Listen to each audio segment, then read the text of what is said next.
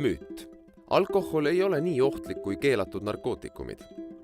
Tegelikult on alkohol samasugune aju ja mõistust mõjutav aine nagu ebaseaduslikud narkootikumidki.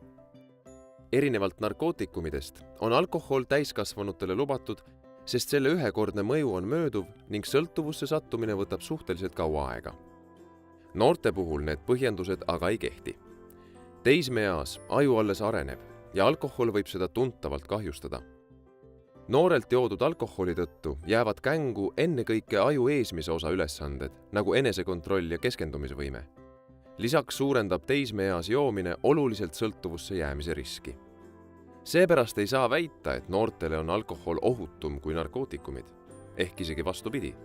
Kuna alkohol on seltskondlikult sallitud, laialt reklaamitud ja kergesti kättesaadav, võib see olla isegi ohtlikum. Alkoholi mõju noorele ajule on püsivam kui täiskasvanule. Sea lapsele kindlad piirid.